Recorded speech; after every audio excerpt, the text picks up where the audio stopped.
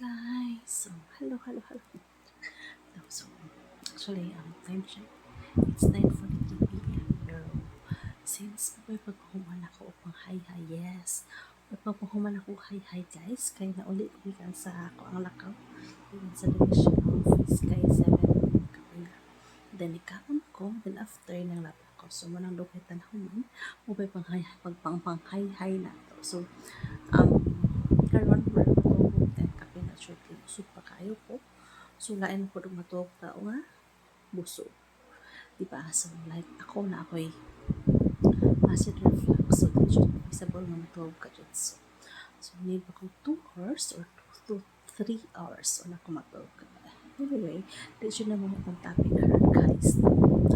Wala na ko mo share. Now, well, budikan ko sa dito ko nasakay yung sakit ang biyahe, so nasakay ang jeep naman nasakay guys, kayo ulit ko afford dito nakalayo, analain po kayo magsakay tag sa mga kuan na hanggang sa division office pero padung sa konsolasyon. So siya guys, wala ko nabantayan pa sa mga estudyante karon, wala mo akong hilabot na pro noon ako lang siya ginaremind pod na nakita naman siya mga mostly mga college students.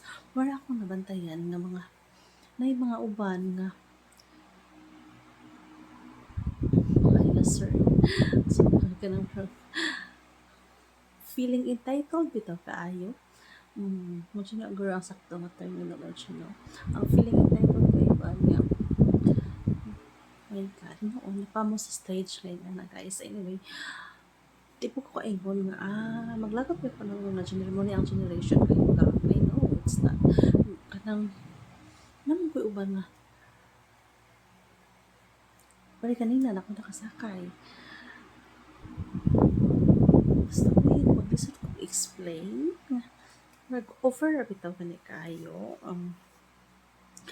which is napamos dili pa na mo ang realidad nagtuon mo nga kami kay nakais na mo siya nagtapat kung sila nga marabilo kay pa ang sa kay nila niya lantaw mo na watch mo ko yun hindi pa lang pangatingog mo. So anyway, matay right ato. So igor ako nag-observe.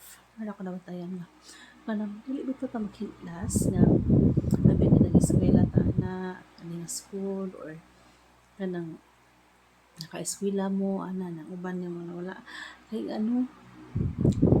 estudyante pa lang taas pa kaayo mo og atubangon